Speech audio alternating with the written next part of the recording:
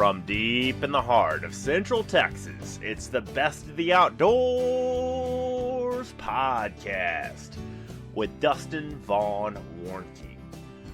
Brought to you by Grim Reaper Broadheads. Watch 'em drop. Gold Tip, the toughest arrow you'll ever shoot. Gilly Monster Outdoors and Vapor Trail Outdoors. World-class hunting and fishing products. Striper Express with Bill and Chris Carey on Lake Texoma. Vineyard Max Deer Products and Warnke Enterprises, your full stack digital and media production marketing agency with a specialty in the outdoors. Welcome to our podcast. Thank you so much for taking the opportunity to download this show, listen on YouTube, wherever you're listening. Thank you so much for doing so, as I thank you just about every time I open this show, and I've got a gem of a guest this time, guys. Larry Weishuhn, pre-recorded interview that I did with him back in March of this year. So I'm releasing this in June. And what an absolute fun interview. We talk about life. I am also using this content for my other podcast called the Empowered Life with Dustin Vaughn Warnke. You can find that just, like you can find this podcast on your favorite podcast player that you're listening to right now, or however you are digesting this show in video or audio format. And, or DustinsPodcast.com for the Empowered Life, or thebestoftheoutdoors.podbean.com for this show, which is one of the links that you can get to this show directly through Podbean, where it is hosted. And some of you guys know I do audio production for Larry Weishuhn. It's called DSC's Campfires with Larry Weishuhn. It comes out every Wednesday. And at the beginning of every segment, or the first segment of Luke Clayton's radio show called Catfish Radio with Luke Clayton and Friends, that's on Carbon TV, as well as Larry's podcast.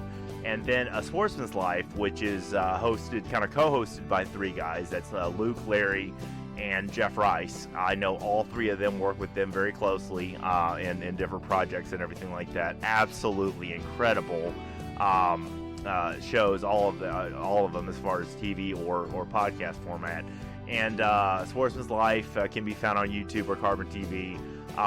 Very, simple show, new show every week, and what happened that week was probably what actually was filmed the week before. I mean, it's very cool what you can do with streaming outdoor media now and going live with something that you recorded the week before, with post-production time and all that other fun stuff. And podcasting works a lot of the same way, but I really sat on the show for a little while.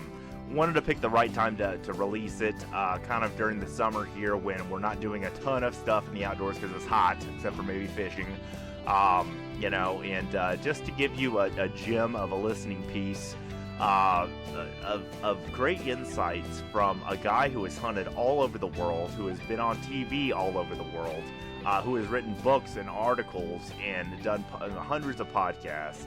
I've been on one of Larry's podcasts that you may listen to, I guess back in the September, one of the September shows of 2024. I think it was the 250th episode, 250.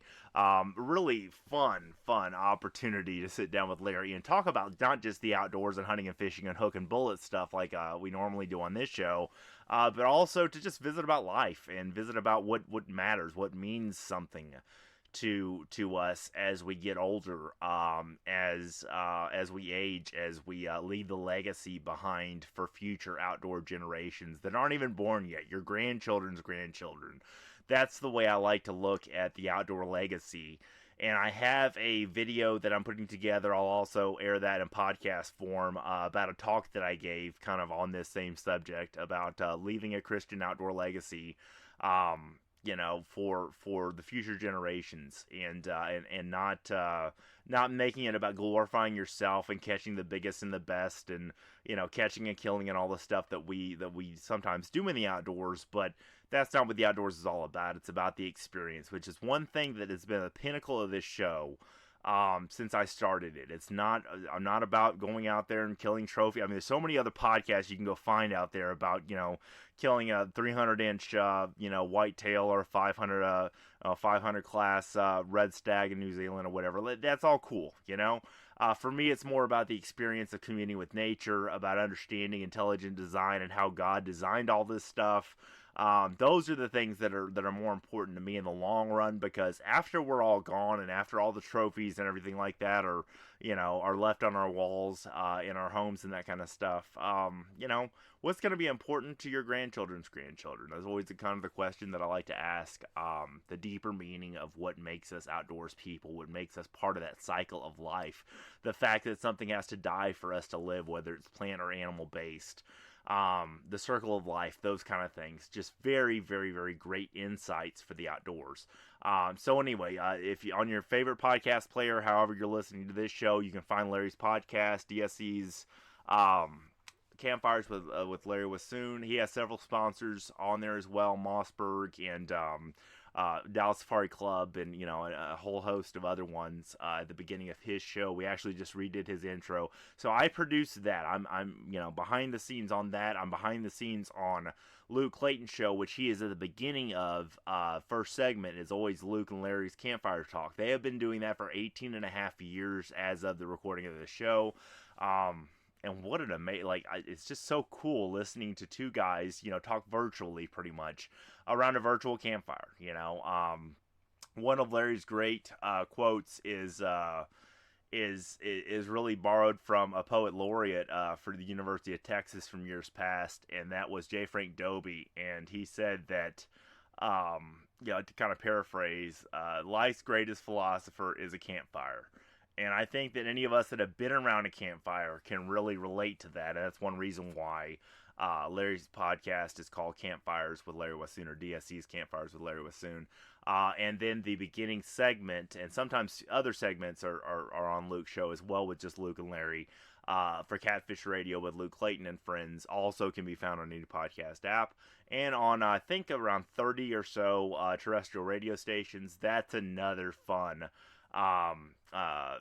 podcast radio show, however you listen to it. But that's heard on a couple of different, a few different states, mainly in the South, throughout, the Southern United States, on terrestrial radio. And then it airs as a podcast as well the same day that it airs on terrestrial radio. So that's 4 segments. He's always on segment number 1 with Luke, doing the old virtual campfire thing, and listening to their conversations is just great. So I invite you to check all that out. Larry's website, he'll give at the end, it's LarryWeishuhn.net. If you want to also just check out Mr. Whitetail, if you just Google that, you'll see a picture of this guy. You'll see a picture of me and him in the show notes. We've done several events, even this year alone, together. Texas Outdoor Writers Association, he spoke there. I spoke there twice. Several other things that we've been involved in, including the Hunt Fish Podcast Summit. I've got some podcasts that I'm releasing from that pretty soon, and other things you can go back and listen to that Larry has been at with me, and things that I've been at without Larry, and so on and so forth. But either way, Larry in really engulfs and embraces and embodies the outdoor lifestyle that I love, about what we learn in the outdoors, about all the beautiful things that are in there. And so I really encourage you to, listen to this interview with great ears, with an open mind. And, if you learn a few things, that's great. But just think about what the outdoor legacy you want to leave for your children's grandchildren one day. What legacy are you making today with your hunting and fishing journey, with your outdoor life journey, and what you're visiting, as far as where you go, where you take the people in your life to experience God's wonderful creation. So without further ado, here is Mr. Larry Weishuhn, Mr. Whitetail. What an honor it is to have him on the podcast. What a gem of a guest he was. We talk about a lot of things around the outdoors, life, so much. I know you're going to enjoy this. So thank you so much again for watching, reading, and listening. I won't do an exit out of this podcast, so this will just end naturally. So if you have any questions, you know where to find me. Dustin at dustinsprojects.com, or Dustin at businesswithdustin.com if you want to email me. Text 512-497-7674. If you have any questions for Larry, you can always email me. I'll send those over to Larry. Work directly with him. He's on my speed dial. And what an honor it is to be around an outdoor celebrity like this. It's just great to be able to work with somebody like this personally. Big dream of mine that I never expected to come true. Somebody that I've been watching since I was a kid on TV, on the big TV networks. This is a true honor. So thank you guys so much. And again, websites, dustinsprojects.com and businesswithdustin.com. And here we go. Welcome to our podcast. Today I have an honored guest, Larry Weishuhn. Am I saying that right? Luke Clayton always tells me to say it right. Weishuhn. Weishuhn is the way I'm trying to say. It's Larry. just Larry. Okay, yeah. Good old Larry, Mr. Whitetail. Okay, of hunting and outdoor fame. One of the most humble outdoor celebrities I've ever met in my life, and you know who I compare that to on the other end of the spectrum. But we won't talk about that as far as guys like that. But I mean, like I said, so somebody that's accomplished as much as you have in your career, both professionally and personally. I'm just impressed to have you on the show and that you took the time to do this with me. So thank you. I appreciate you. I appreciate the very kind words, and I'm truly honored to be on here with you. But thank you so very much for allowing me that opportunity. So for those that don't know already, and I talk about this on both podcasts, I produce Larry's DSCs, Campfires with Larry Weishuhn. And basically, I've been doing that for, now, I guess, a year and 2 months. Is that right? We started in January of 2024. And I wish it had been longer. I'm glad you're happy with my work. I really am, because I love producing podcasts for you and everybody else I produce for. So it's kind of like, it's something to do every week, it's kind of like, but it never seems like a grind, just like you say, at your, how old a man are you right now, Larry? I am 77. 77. You've got a packed schedule. You're running like full wide open, kind of like me at 45. But like you're as spry as a 20-year-old, in my opinion, as far as like the stuff that you get out there and do, hunt, fish, film, all these things. You've got multiple TV shows and tons of animals and everything like that under your belt. You've hunted all over the world. Tell me a little bit about how it was growing up. We talked about this some on the show that you interviewed me on, and I want to kind of see, just a little bit about your history. I grew up in a very German-speaking community called Zimmerzeit, which is in the northern part of Colorado County, Texas. Used to be about 80 miles west of Houston. Now it's probably about 40 miles west of Houston, or maybe even closer than that. Grew up out in the country with a dad that loved to hunt, loved horses. He loved dogs. He really enjoyed hunting all different kinds of things, particularly if it had anything to do with hounds. And then my mom grew up also. She liked to fish and all those kind of good things, and kind of grew up, as I said, out in the country. But until I started school, just about every morning, my granddad, A.J. Oschenbeck, who's a local county commissioner, would come by and after he got the crew going on, what they were going to need to be doing for the day, and he'd stop by, or sometime he'd come by and pick me up, and we'd go get the county crew going, and then we'd come back and dig worms if it wasn't too cold, and go fishing. And so I really grew up in the outdoors when you get right down to it, between mom and dad who really enjoyed the outdoors and who appreciated the outdoors. And unfortunately, my granddad died when I was 9, and it very openly and frankly, it took me many years to forgive him for having done so. Before school started, talking about grade school, I spoke mostly German. My mom and dad spoke German all the time, and Low German, Plattdeutsch. And so I never heard the name Plattdeutsch, but yeah, I understand what you mean. Like, we call it text German in my family, but I come from very Germanic background too. As well too. Low German, I've heard that too. Low German and High German. So starting school was a little bit on the difficult side for me for several things, because I was used to roaming out in the woods. And then when school started and I had to switch over to English, between us, I literally thought I'd died and gone to hell. Complete change of conditions. Yeah, I get that. Life change. So, those were the early years. I grew up hunting whitetail deer, unfortunately, back when I first started hunting whitetail deer, we had very, very few deer. And if you even saw a deer track, you were a hero. And my gosh, if you ended up taking a deer during that hunting season, you were a hero beyond heroes for that year until the next year, until somebody else shot a deer. You're only good as your last season, Larry. You know, that's the way it goes in the hunting community for sure. So hunting has truly changed in that respect. But growing up, I learned to respect my elders, respect my country, respect my family, respect the outdoors, and respect animals. And that's something that I truly appreciate about my upbringing, in that it gave me a better understanding about life in so many different ways.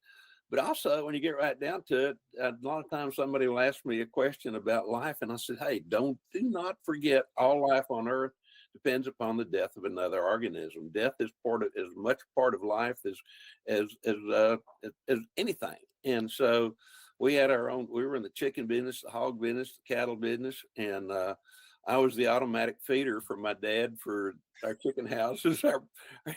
We had our own little feedlots, and I was the chief bottle washer and carrier of feed and water kind of thing. And so I grew up strong with a rather strong work ethic as well too. And all those things later in life proved very much to be worthwhile. And Sure. I'm so appreciative of how I was able to grow up out in the country and at the time at which I did, and the things I learned from my elders, and the respect that I gained from them, and the respect that I gave them. Sure, I understand that. And that's solid, because that's what I like to talk about really on both podcasts that I host myself, is where never forget where you came from. You know, that's one of the things that I'll probably do a show on, just that, you know, never forget your roots, no matter how big or famous or anything like that. And that's one thing I always respect about you, Larry, is that, like, you have been, you know, you've taken all that you've achieved and everything like that and used it for good, and not just used it to self-glorify, but to glorify, you know, the conservation of wildlife and the conservation through organizations like DSC, you know, and the sponsors you represent and that kind of stuff, and represent them well. And that's one reason why you keep the sponsors you have for, you know, for the time, because it's all about relationships, and all of life is about relationships, treating people well. And I couldn't think of a finer, you know, celebrity or other person to have in my life than you, because, you know, like I say, you're not the only fine person I work with in that respect, with character and integrity and honesty, but, like, you know, you are one of the top, you know. I produce Luke Clayton's podcast. You guys do that and radio show and everything like that for him, and you know, Catfish Radio with Luke Clayton. And, you know, hearing you every week, like, with you guys just cut up and have a great time on segment one, and then sometimes I'll have you back on the other segments, and just talking about, like, one of the things Luke made me chuckle the other day. He was talking about I don't know if it was with you or another guest, but he was like, yeah, you know, 165, you know, inch deer and everything like that. And he said, well, back in my day, that was like, oh, you know, he just kind of made that kind of like remark about it. I thought that was just so cute. It was just like, yes, all of it has changed, but in a way, you know, in a lot of ways for the better, in a lot of ways, it's kind of become commercialized. It's kind of become, you know, a little bit more of a rich man's sport. And I'm trying to bring it back to, like, my personal thing is I'll just go back to, you know, to the basics that I started out with, and that's hunting hogs, because we've got a nuisance problem here in Texas, you know, and, you know, with feral hogs, and you're not going to barbecue yourself out of that situation, you know.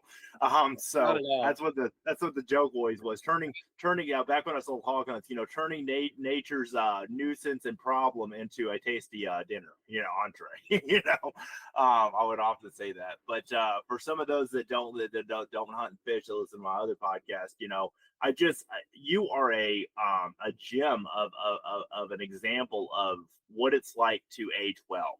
You know, at 77 years old, you're still traveling. You've got a book schedule. You're knocking things down. And that's an inspiration for me as I get older and move past my middle ages into, you know, my elderly years. That it's kind of like that Alan Jackson song, you know, The Older I Get. I don't know if you've ever heard that song. Oh, many times. Oh, man. I mean, and Artie Anise from Texas Fishing Game Magazine actually introduced me to that song, a little clip of it one time or whatever. And I've kind of been hooked on that, because the older I get, I begin to realize it's not the money and stuff, it's the people you love.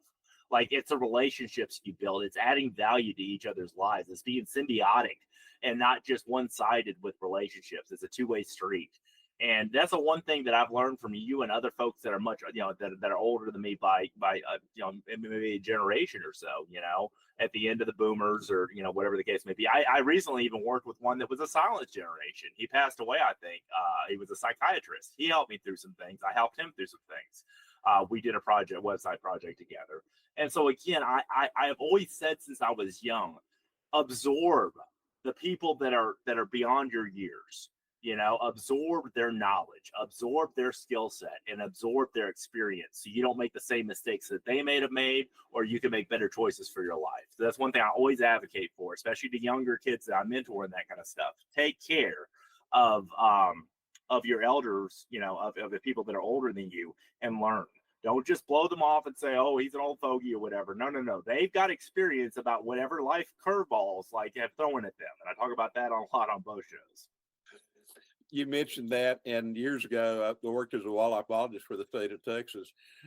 And every once in a while, they'd send a new biologist to me, and so I'd take him out. He new to the department, and recently hired, and I'd take him out to one or two old ranchers that I knew really well. And they were great storytellers, and they were great sources of knowledge. And I'd take them out there, and we'd sit and drink coffee and I'd listen, tell stories, and finally we'd get finished, get back in the vehicle. And a lot of the things that elderly guy told or said were a little bit contrary to some of the things that this younger guy might have learned in school. And so he'd get college, get back in the truck with me, and I said, what do you think? He said, well, that old man doesn't really know a whole lot of things, does he? And I go, well, let me tell you, that gentleman's been on that property for the last 70 plus years. He's made a living off that property. He is a great observer of wildlife and habitat and humanity and all those other things. And you really need to pay attention to him and give him some respect, because he's been there. He's done that. And he's telling you what he has observed based upon his experience. I said, he is a real person. What he's learned didn't come out of a book. It came from life's experiences, whether it had to do with wildlife, livestock, ranching, or just simply dealing with people as well, too. Just because so much of our life is dealing with people, and just, aside from, the animal. Like, I had a client the other day, I'm watching the phones for a roofing company I do work with, and he had to birth a cow yesterday in the middle of dealing with his roofing work. He owns a roofing company, and he had to go pull a calf yesterday. And I'm like, that's a good man. You know what I'm saying? Like, I mean, that's pretty multiverse. Like, I mean, here you're celebrating new life, and here I am handling your roofing calls. You know what I'm saying? Like, it's a good teamwork, symbiotic relationship. It is, there. Yes, sir. But it's just like yesterday they were kind of laughing at me, and I was just celebrating the miracle of life, like the fact that all this goes around and around in the circle of life, and you have the miracle of birth, and then you have, in some cases, the sadness of death. But like you said, when you started off, when you grew up, you learned that death was part of life. And I think that's one thing we like to forget. I personally think, like, I follow kind of the tradition of like the 3 human conditions the Buddha taught. And those were, we all get old, we all get sick, and we all die. He didn't realize that. The Buddha didn't realize that until he was a prince, and his protected by the walls of his kingdom and everything, as the story goes. And like, he gets out of the castle in a chariot or whatever, and goes out and sees the world outside of the castle walls. And he was shocked. He was shocked because he saw an old man, and he was terrified, and he'd never seen an old person. And then he saw a sick man. And then on another trip, he sees a dead man on the side of the road. And like, I mean, this was back 2,500 years ago. It's a much different time. And then he decided to leave his kingdom and become, an ascetic and just kind of like, and that didn't work for him because he was kind of like, living off of nothing. But then he basically became, eventually the enlightened one, but had to kind of overcome the world in all of that and realize that those are the 3 conditions that we cannot escape. That we all get old, we all get sick, and we all die. But the thing is, it's the fact that we are all in it together that joins us as a human race. You know what I'm saying? Doesn't matter about color, doesn't matter about, background and everything like that. We all have to face those 3 things. So really, we have that in common. That's kind of my point when I talk about humanity as a whole, Exactly. And that, to me, excuse me, the growing old part, you can decide how you want to grow old. Yeah. I've got friends who grew old very, very quickly. Age like And wine or age like milk. That's what I always say. You know, you want to age like wine. And I think you have. There are guys like me who, until probably recently, has decided not to grow up, and I'm still haven't grown up as far as I'm concerned. Because one of the things, I truly enjoy people. I love people. And I used to get tickled because I counseled students years ago when I was at Texas A&M working with wildlife diseases.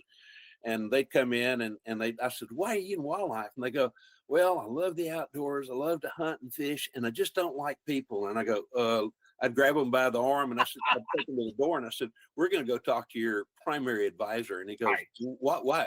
And I said, because if you tell me you do not like people, you need to be getting in another field. I said, because wildlife is 90% people and 10% wildlife and habitat. And to me, all that said too, life is an education. It's a great opportunity every morning to get up, and when you wake up and get up and learn what's going to happen, look for new things to happen that day, learn from what happens that day. Sometimes you learn things that you don't want to remember maybe, or sometimes you learn things you go, man, I hadn't thought about it that way. And to me, that's one of the beauties of people. I learned a long time ago to listen. And I love to get people started. I used to do the Harrisburg Great American Outdoor Show. Back then, it was just the Harrisburg show. And during the process of that, there in 10 days time, there'd be 1 million people through the doors. And back then I was in front of the TV cameras a lot. And so all those kind of things, and did a lot of writing. And so people recognized me and they would come up, and as soon as I had the opportunity, I would switch the conversation from my talking to them, because I wanted to learn from them as much as I could. If they had a question, yes, I'd answer it. But I'd immediately go, well, where you been hunting this year? What'd you see? What'd you learn from your hunt this year? What would you do differently if you could do it? Or, does your family hunt? Oh, and then we get into all kinds of different things. And I had just an absolute blast visiting with people. But in the process of that, I learned about people. And the other side of that thing is I consider myself a very decent observer, because not so much now, but years ago, I'd take my wife and 2 daughters to a shopping mall. Well, while they went and looked at dresses and all these other things, I'd find me a spot somewhere that I could just sit and watch, because I loved watching people. And also taught myself how to be very observant in a lot of those instances by simply, I'd look at somebody, turn away, and look at them again. And then before I did, is try to figure out, what were they wearing? How tall were they? All those kind of things. So I became a pretty good observer with that. But it was fun watching the human interactions between husband and wife, boyfriend and girlfriend, friends, all those kind of things. So it was a real learning process for me just to sit and watch people doing that. Right. Yeah. And that's the thing. It's just that still fascinates me. I've been studying human psychology ever since, I guess I was in college. But like, what makes us tick? And then one thing that I teach about on the Empowered Life podcast is very much like how to I'm trying to think of the exact word that I saw somebody use on YouTube last night, but it was a guy that was talking about what they teach in the CIA is elicitive, I think is what they call it, or eliciting emotion. And it's basically by making statements, but not by, and this is something I've really been a student of lately, based on, I talked about this a lot on that podcast, the book by Chris Voss, which is a fantastic read, or you can listen to the audiobook version. It's a little bit easier than the read sometimes, called Never Split the Difference. And he's all about, he's an former FBI hostage negotiator who's retired now, but we're talking about people's lives were at stake at this point. And he would always just make statements and basically earn the trust of people before he ever ended up, doing anything else with them. And then he would say things like, some anecdotal stories about if a hostage knows that, a hostage taker, a terrorist knows the hostage's names, it's a very, very, very high likely chance that he will not hurt or let alone kill those hostages, because there's established a human connection. And see, the whole book talks about the wiring that we have in our brains, and the fact that, and I see this also in the instinctual wiring that we see in wildlife as well. we know the sign of when an axis deer's going. I'm sorry, a whitetail deer is going to move because it kind of moves its tail. Every time it makes a move. I mean, you've seen that certainly. You've seen probably millions of whitetails do that, seeing that you're Mr. Whitetail and everything. But it's one of those things where I was just like, it's just amazing that the wiring of all humanity is really the same, even though you have perception, kind of framework that's based on experience that develops all that you become, as a human, based on your and everybody has a different journey. Everybody has a different background. Somebody from Pakistan that was raised Islamic is not going to have the same value system or really the same, experiences to base, their behavior on than somebody from America that eats hot dogs and tacos, and I find that just fascinating. But see that the wiring of our emotional response is very predictable in a lot of ways. And I find that interesting. So that's where I was going with that. I do too. And you mentioned the deer thing is generally when somebody asks me, how can I learn more about deer? I said, study people. I said, because we're so similar in so many different ways. We're so different in so many different ways. Every deer is an individual. Every human's an individual. So I said, if you want to learn more about deer, study people. If you want to learn more about people, study deer. Because you'll have, if you watch the interactions between those various family groups or just little herds or just an individual and how he acts, you can, if you start really paying attention, my gosh, that reminds me so much of old Joe, or that's Lucy right there. They'll think about it. It's some person that some of them are a little bit more domineering, some of them are a little bit more aggressive, some of them are a little bit more timid. There's so many differences, but so many similarities when you get right down to it between whitetail deer and humans, when you really look at the total aspect of their being. Right, exactly. And that just amazes me in so many different ways, the fact that if what you learn in nature, and as I said on your show, the fact that you have prey creatures and you have predator creatures, and we don't eat predator creatures usually. You don't hear about a coyote recipe out there, but like prey creatures are designed to eat. Like a lot of people don't, the anti-hunters and the vegans and that kind of stuff of the world that don't believe in animal cruelty. Well, what's coming in I'd rather eat wild, is my point, because what's coming in the styrofoam wrapper at the store, probably had a worse existence than what was out in the field running free, even a high fence, that you put a bullet or an arrow through. And as hard as that is, like you recently did a doe population, reduction, kind of a management plan. And I thought that was just really brilliant of, okay, just demonstrating like in your social outlets and in your podcast and everything like that, hey, this needs to be done because otherwise these are going to be overpopulated. And as I said about city deer, when I was urban bow hunting for a number of years, they're going to starve themselves out because there's going to be no food unless somebody's pouring a bag of corn out every day, that's just a circle of life. The interesting thing to me is that if we disappeared as a humanity, that would probably balance itself out eventually. If all the high fences were gone and everything like that, I mean, and maybe not, maybe we'd all be overrun with feral hogs. I don't know. But like I say, I'm saying that if humans were gone, like nature has a way of managing itself, and that's fascinating to me, the way that was all put in place by a divine creator who lived outside of the universe and inside the universe and is all around and outside of a universe that we can't even explain, a universe that is forever expanding. Like that's the kind of stuff that boils my noodle, that kind of just bakes my brain. Is I'm like, how enormous is this, thing that we call God, that this creation, this divine force of spiritual good and spiritual evil. And, we see that manifest inside of the things that happen in nature too. I told you the story one time of one of the guys that was at one of the ranches I work with and sell hunts for, and he ended up getting 21 raccoons, and the hogs and coyotes went and fought over them and drug them off to the creek. And there was nothing left at the end of 21 raccoons, but at the same time he was doing some varmint management, and they were I guess hungry that night. I don't know, but either way, like I said, that sounds kind of vicious, but that's a primal nature of nature, whether you like it or not. It is. It comes back to that all life on earth depends upon the death of another organism, and like you said earlier, yeah.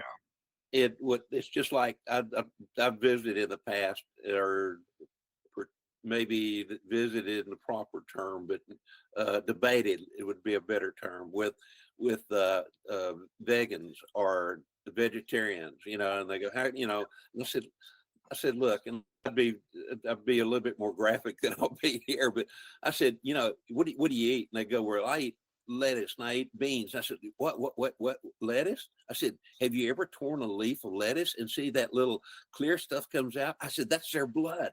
That's their blood.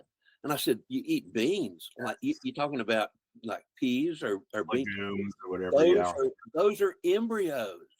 I said, you are destroying that life before it's even had the opportunity to experience life, Wow. And so and it was interesting because some people just went right above their head, and others go, oh my gosh, I had never really thought about that. I said, so it's really no difference whether that animal, whether it's an organism that has eyes or not. I said that those plants that you're eating, I said, there's fertilizer in the soil because something died. That's what it grew from. And so it comes right down to, regardless of what you eat or whatever, you do want to eat, death is involved in it, kind of thing. Something has to die for you to live. Something has to die so that what you live off of can also live, kind of thing. Right. The interesting thing about some of the wildlife things that you were talking about is that if you remove man off the face of the earth and let the animals come back, what would happen is that you would have this huge build of prey, and then you'd have this huge buildup of predators. Well, what would happen in the buildup of the prey animals? They destroy the habitat. The habitat being the food, the water, the plants, the vegetation, that bugs for birds or those kind of things, or butterflies would not be here. Simply after one or two of those, simply because there's no habitat for them. There's nothing for them to make a living off of it. And then what happened eventually, the primary, most of the prey species would die off, and the predators, because there's a lot of food, they would build up. Well, then all of a sudden, there's no food for them. There's nothing for them to eat. Exactly. So then they die off. So you have this huge cyclic type of thing of predator prey kind of thing, hoping that a species didn't totally go away because of the changes in habitat and being eaten up totally by predators. We do as man, and God gave us providence over the animals. It's our duty, because to me, of what He did there, to say you have providence over these animals for us to properly manage those animals, be it livestock, be it wildlife, so that everything benefits. So that some of the reason we had the doe, which we'd call our venison procurement hut. Yes. I've used that word before to myself. Yes.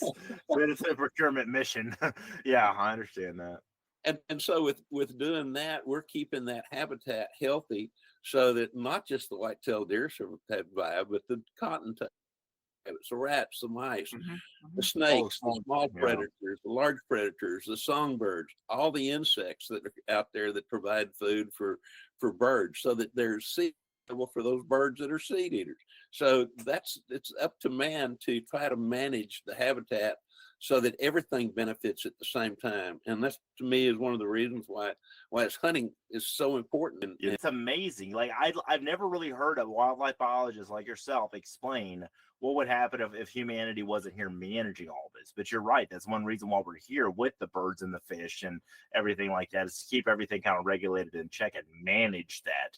And a lot of people use the word management when it comes to deer and that kind of stuff. But I sit there and go, management, I mean, like, a lot of people think of a management buck's a 200-inch deer now, and I'm just like, I remember back in the day where that was like unheard of back when I started hunting in the early 2000s, It is, but that too is an indication of the health of a deer herd, the size of a buck's antlers, or the weight size of the thing. There are two terms that I really use a lot. One is conservation, the other is preservation.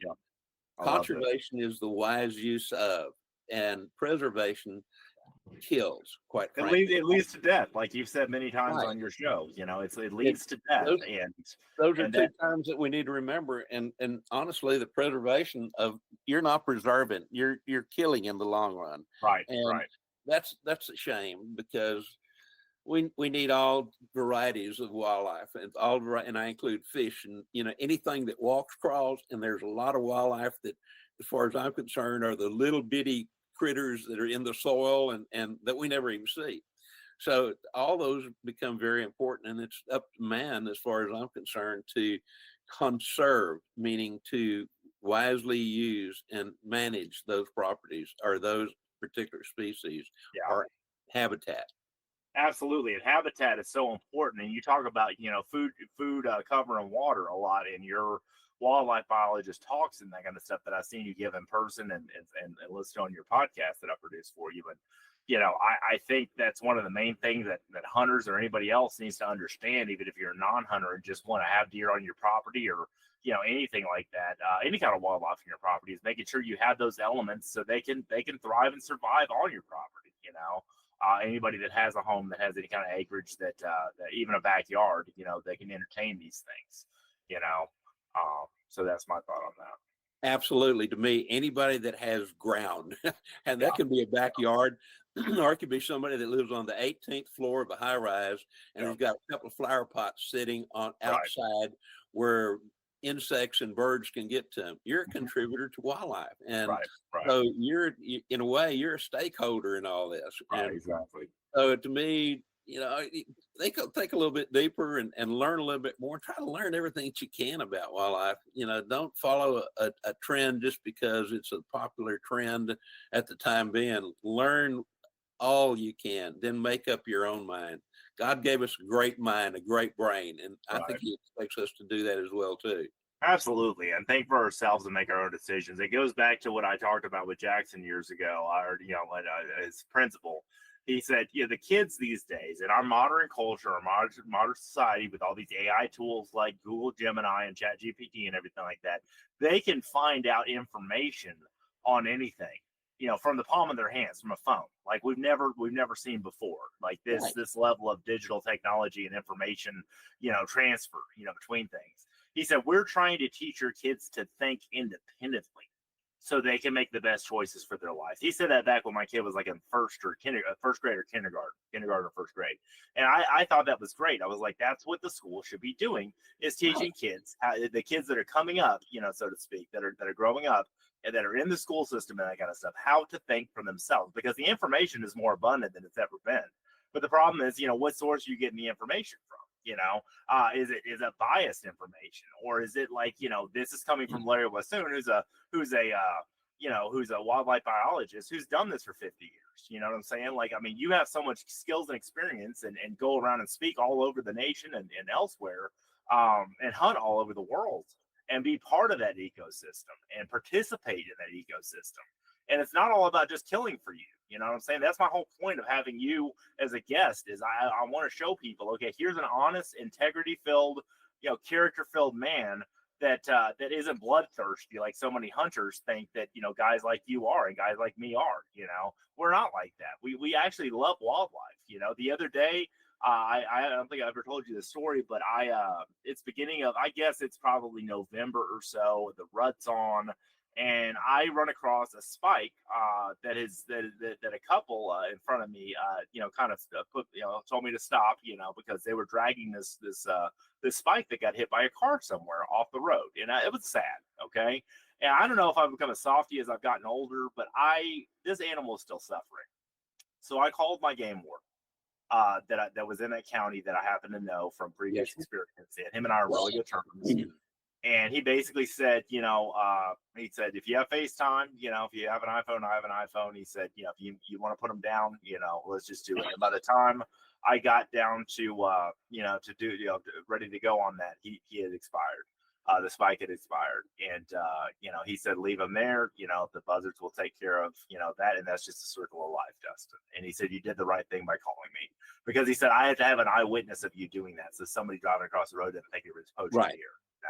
But I never had that experience before. But see, driving away from that scene, I was hurt. Like I felt for that animal because I didn't want it to suffer, And Right. like a lot of people think that us as hunters don't have a heart, but at the same time, I'm like, that's just part of the way that it works. And one thing I learned at Hunter Ed back in like 2004, when I first took hunter's education as part of my hunting license and getting involved in it. I first started out in hunting in what's now Fort Cavazos, but Fort Hood, where we wake up at 3:30 in the morning, and go in and get assigned a hunting area and that kind of stuff, and be guided. Unless you're a bow hunter or whatever, but if you were a gun hunter, you were guided. It's probably still that way. But it's a civilian hunt program. But I learned in my hunter's ed class is that the biggest thing that is the detriment to wildlife is landscape development, not hunters. You're exactly. And like that sunk right. in, and I still use that today when I talk to people who may not be familiar with hunting, didn't grow up around it, that kind of stuff, and fishing and anything like that. Okay, our wildlife is being destroyed by people who are buying, these land developers that are buying these tracts of land and subdividing them and putting new homes on there for a profit. And I'm not saying that's all a greedy thing. Everybody's got to make their money, but there goes our wildlife. I was down in downtown streets of New Braunfels the other day, doing some laundry at about 3:00 in the morning, because sometimes I'm a night owl. And I see these does and these fawns out on the sidewalk of downtown New Braunfels. I'm not even making this up. They're crossing the street when there's no traffic and that kind of stuff. And I'm like, wow, they used to live here free before we built all this back in the 1800s. Absolutely. The urban sprawl that we have is years ago, before we had all the land satellite mapping and all that kind of stuff. One of my jobs with the Texas Parks and Wildlife Department, we got a little 152 Cessna plane and with a county map, and we flew adjacent transects over a lot of counties, including a lot of those up in the Dallas Fort Worth area. And when we did that, you'd fly over municipalities, and then there'd be a large stretch of open country of farming and ranching and all those kind of things, and you would mark where there were houses. Kind of now here, not too very recently, or actually very recently, I meant to say, I was up in North Dallas and drove over areas that we flew across between the towns. The only way that you can tell where one city stops and one ends, or one ends, one starts, is the city limit sign. And this stretches on for miles and miles and miles and miles. And there's no telling, how much habitat has been destroyed by all that kind of thing as far as wildlife is concerned. That's life. And what happens there in those kind of situations, it becomes so much more important that where there is land, that it is properly managed, that the deer herd is controlled so they don't destroy the habitat, so that there's going to be food for birds and butterflies and all those other kind of things. Right. They coexist. Exactly. Those situations becomes really even more important than it has in the past from a conservation, again, going back to that wise use of the land to make it produce a crop of wildlife for both recreational and consumer, but also aesthetics kind of thing. So, right. All that, you're right. There's been, and I'm not one who I've been on a golf course twice in my life. I was about to say golf courses next. It's so funny. You and I are so the same way. The only time I followed my dad with a set of coon hounds across a golf course one time years ago when I was a little kid. And then one year I hunted on a golf course on an Indian reservation in Alberta, simply because they had cleared everything off and there was green there, and it was the only green area that wasn't covered with 5 foot of snow. So I did those things, but those particularly golf course things like that, and where we can just do nothing but concrete, where they go in and remove large areas of trees and grass and replace it with concrete and pavement. Those really have a huge impact. The other side of that is years ago, when farming wasn't as clean as what it is now, meaning there were fence rows and lots of quail and doves that utilize those areas. And we didn't necessarily have a monoculture of a particular plant. Now we have monocultures of particular plants that go from fence line to fence line. There is no wildlife habitat there along the fence line like there once was. There's very limited at best food. outside of maybe for hogs that invade those areas, as far as other wildlife is concerned. So right. all those things play, and again, that's why I advise people to learn as much as you can before you form an opinion about what's good, what's bad, and and then find out what you can do. Again, we're talking about this urbanization of wildlife or rural lands, and there are little things that, even again, if you have a yard, there are things that you can do. Plant some flowers, by golly, that butterflies can utilize, and let those caterpillars eat a little bit of that stuff so they can farm those butterflies and moths, for the future, kind of thing. Right. You can have a great impact just by doing some of that. And the more people that we get involved in these cities to do those kind of things, realize displace a lot of wildlife, larger wildlife. There are little things they can do for the insects and maybe for the birds, the other animals out there. Well, and I want to touch on too, like something that I've seen, kind of like the neighborhood gardens. I think that's a great idea. That attracts butterflies, those kind of things in an urban environment. Because I live, back in the Austin metro area. I recently moved back here, and there's a lot of those, especially in East Austin, where there's a lot of kind of the urban professionals kind of moving out there and tiny homes and those kind of things, and really tiny home communities that have like a shared community garden, or just a garden for anybody that is homeless or whatever that wants to come. But the thing is, you're expected to replant whatever you take in a lot of cases, and those kind of things. You kind of like you harvest and then you regrow. And I also want to touch back on your childhood and kind of a correlation I made.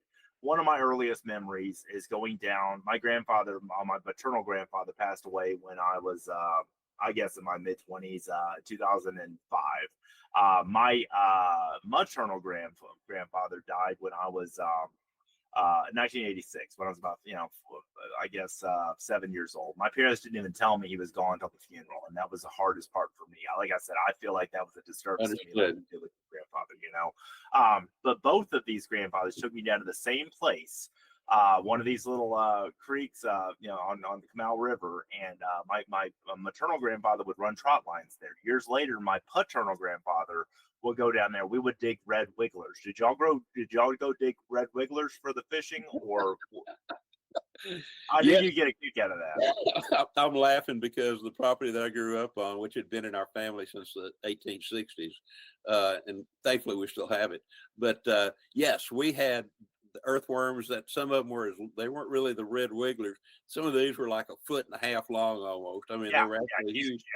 And so we can go dig 3 or 4 of those kind of worms, and we could fish pretty much all day long. Yeah, you dug it right off the land. That's totally living off of the land right there, using a resource that's on the bank to catch something in the river. I love that whole, the way that all that works, because it really makes sense, to me, of, okay, that's really roughing it a little bit. You're not going to a grocery store and buying a carton of worms. You're digging your own bait, and I think there's nothing wrong with that. And I think that's really like, being a true conservationist, is using what you got right in front of you.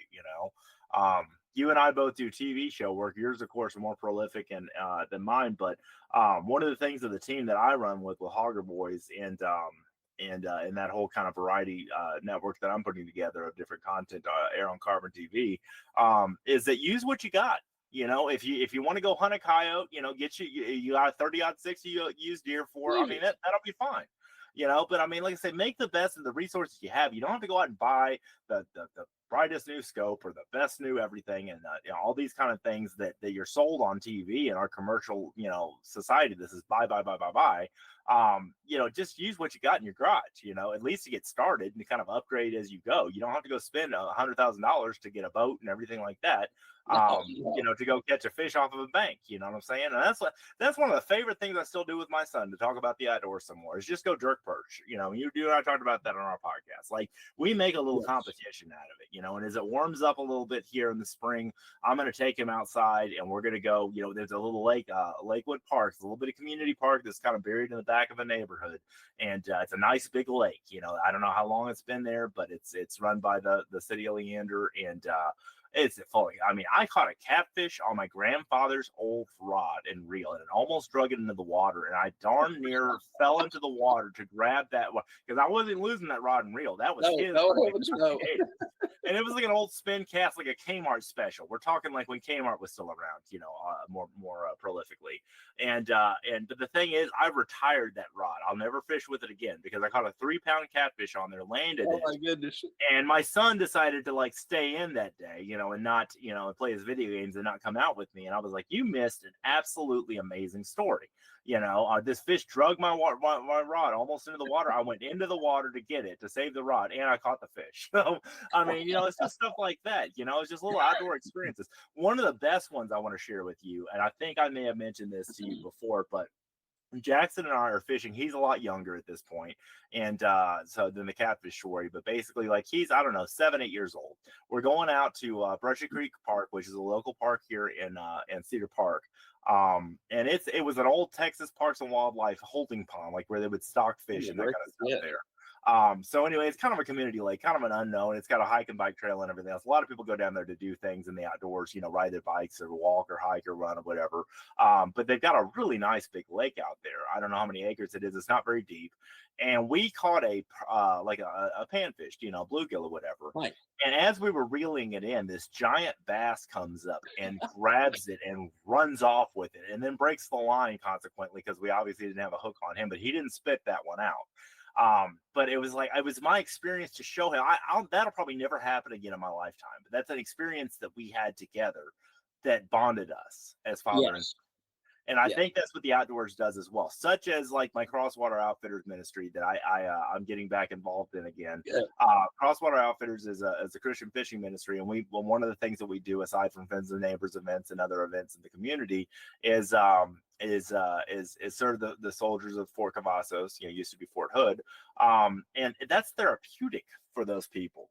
That's therapeutic for those people for those soldiers, for our military, to Absolutely. Go in and let go of their PTSD and let go. It's therapeutic to be in the outdoors, whether you're just going boating, you don't care about catching a fish, but you're in the outdoors, in the elements, in God's creation. And it's just a beautiful thing if you're, in the outdoors. So earlier this fall, I got one time to hunt with my son, take him out to this lease in Lano, this day lease. And I've been selling hunts for this gal that lives out there for a while. And, I just got to sit next to him in the blind in nature. And that was such a healing experience for me, because since the divorce that I had, I hadn't been able to hunt with him for 2 years.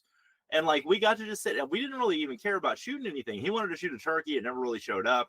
But like, it was the therapeutic for us as a bonding experience as father and son to be sharing that time in the outdoors.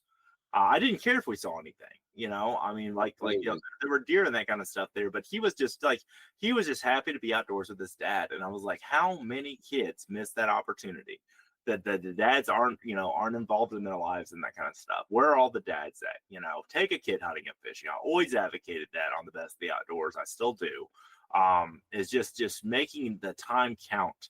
Don't be too busy to get out in the outdoors. That is your therapy. That is, I let all my problems go out to the water. My dad would often say, he said, if you give Dustin a glass of tea, he'll try to find a fish in it. I mean, I was that hardcore in fishing before I got into hunting. That's just kind of my thing. But I think that the outdoors, if you approach it the right way, whether you hunt, fish, or whatever, or don't, it is just a therapeutic place to be in nature. And that is really where all of this originated, to see how the ecosystem works, to see how butterflies relate to caterpillars, to see how an axis deer, I was on a call earlier today, talking about axis deer and black bucks and stocking this guy's ranch for the exotics that I sell. And we made a deal on the whole thing. And he said, oh, will they fight with each other? I said, no. I said, these exotics, they know each other and they know each other's type. And the black buck doesn't fight with the axis. They kind of stay on their own and do their own thing. And an example of that is the barn pasture at my the ranch I work with on that property. Is like 2 acres, and it's like Noah's Ark. there's all kinds of aoudad and axes and sights, everything like that running around, and they all just kind of mind their own business and do their own thing, stay in their own herds. And that's a perfect experience of 2 acres and a high fence. It's going to be, that's just the barn pasture that we have. All the stuff that kind of escapes the barn kind of gets recaught. But I mean, there's stuff that doesn't sell, we kick out and and catch it back up if we need to. But it's just a beautiful creation. We have a wonderful world. And even though there's all kinds of decay and depravity and all kinds of sin and death and all these kind of things that are negative, it's just embracing what is this glorious creation that we have. We are. We're so fortunate just to be alive when you get right down to it. And to me, Mother Nature, which I equate a lot of times to God as well too, it gives us so many opportunities. And it doesn't need to be that you're carrying a rifle and going out to shoot something, or as you mentioned, having a fishing rod and trying to catch something. All those are important, and they're great fun, and they create memories that'll never be forgotten, particularly such as what you mentioned with your son. And I've done the same thing with my 2 daughters, my 4 grandsons, and my granddaughter. And I've got, as of yesterday of being recorded, I've got a second great grandson. There's already been one, the grandson and a little granddaughter. But those, quite frankly, people are going to probably look at me strange and want to say, well, I've already put a rifle and a knife aside for them.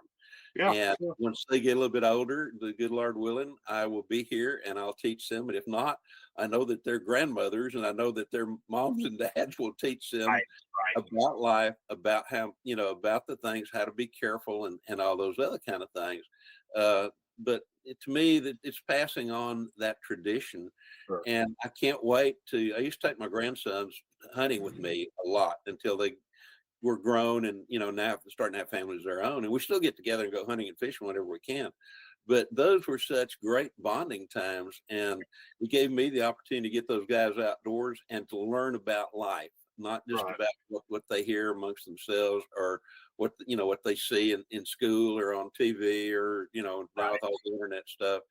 Yeah. Those are just such great memories. And that I know, because every once in a while I'll talk to them and they'll go, hey, and they call me Popo. They say, hey, Popo, remember the time we were on the FPW ranch and, we got after these deer or we got after turkeys or whatever. And I mean, they'll tell the story and they'll tell you which way the wind was blowing, what was going through their mind, what was happening in their life at the time, all those things. And to me, that is also part of that therapeutic thing that you're talking about with the outdoors, because when I get down, there are 2 things that like everybody else, we've experienced different things that were not the nicest in the world. And Eli's gotten down to 2 things. I go, okay, Laura, where do we go from here?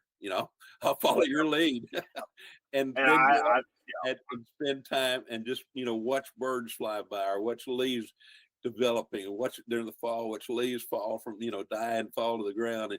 And once they hit the ground, it doesn't take long. They'll deteriorate. And guess what? Those nutrients are used again. And that continual cycle that we're talking about at the beginning of this comes back into play. Exactly. It's a beautiful thing. So I've got one last question for you. What legacy do you want to leave for your grandkids, for your kids? What do you want to be remembered by when you were gone one day? I think the biggest thing that I remembered is that I cared about them. Yeah. And did everything that I could to help them where I could. And sometimes I wasn't able to. But sometimes that also helped them because it made them do different things. Like independence. Yeah, I kind of gained their independence and learning of their own knowledge. Yeah. Exactly. So to me, that's the greatest legacy as far as I'm concerned. I've been very fortunate to do a lot of things in the outdoors, and there's a lot of articles and books and all that other kind of stuff. But to me, the biggest thing comes down to is how will my family remember me? Will they remember me as a very caring person? Will they remember me as somebody who didn't care about them at all? They just shunned them. Not the case. So it's more familial for you instead of like, how are you remembered as an outdoor celebrity, which I know you don't even consider yourself an outdoor celebrity some days. No. But I mean, 50 years, between TV and biology work and everything like that. How do you want the greater audience to remember you? Again, that I cared about wildlife, that I cared about habitat, that I tried to entertain, but entertain in the manner such that they learned something. Most of the stuff that I've ever done in terms of TV, the writing, there's stories there from which to learn. And they're to me, go back to the Bible. The Bible is a lot of parables. It's stories for people to learn from. And to me, that's what a lot of the things that I've wanted to try to get done is that I don't care if 20 years from now somebody remembers who Larry Weishuhn was. Maybe that he or she was a child, and 20 years later, guess what? They remembered something that I had done. Not important and it helped them in their life. Not so much that it helped me with anything or that they remember me, but there was a lesson there that they learned. Well, and that's the thing. Like for me, it's so selfless of you to say that. It's so selfless for you to, say it's not about me. So many outdoor people like you that have done all the things that you've done, it's all about like, oh, these are all my accomplishments. And I'm guilty of that sometimes too, because I have to prove myself in front of people still that, for notoriety or whatever, just or, in different functions. But for me, it's all about the greater good. It's all about what have I done for my fellow man? How have I helped? How have I added, like this is the last question that I brought up on your podcast when we did it episode together. How have I added value to somebody else's life? How have I added value to Larry or Luke or any of the clients that I work with, but also personally, how have I added value to my son's life? Okay, how can I add value more to other people's lives? And that's one of the most powerful questions I think you can ask a spouse, a brother, a sister, whoever, a mom or dad, if they're still alive. Don't take that for granted. How can I add value? How can I make your life better? How can I sprinkle sunshine on the world and make God smile? Some of the greatest things we do, we will never know that we did them. That's so profound. Wow. That's beautiful. That is so important. Well, we're about at our time here. Let us know how to find you. Tell us about the TV show or Carbon TV Sports Life, all that stuff. Tell me the best way to learn about me with blogs, the TV shows, the podcast, the books, and everything is LarryWeishuhn.net, and that's spelled lowercase, all run together, LarryWeishuhn.net. They can see all the blogs that I do. I do 2 to 4 a month at least. The TV show can be accessed there, as can be the podcast DSCs, Campfires, and of course, then you mentioned Luke Layton. Luke and I do radio shows together. We do a Sportsman's Life together, which is a TV show we're talking about on Carbon TV, on YouTube. And then Luke's, all the stuff I do with Luke can also be found on catfishradio.org, his website. Yep. Well, and also I'm going to be adding the full lineup of all the shows on my website at DustinProjects.com and then BusinessWithDustin.com, my two main websites, and kind of my creator hub and business website, just to showcase you guys too with your whole episode. That's just trying to get to it with all the client work that I've got. But like I said, I'm just. What a gem of a guy you are, and thank you so much for sharing this time with me today, man. You're very kind, and it was truly an honor to do so. Thank you so very much.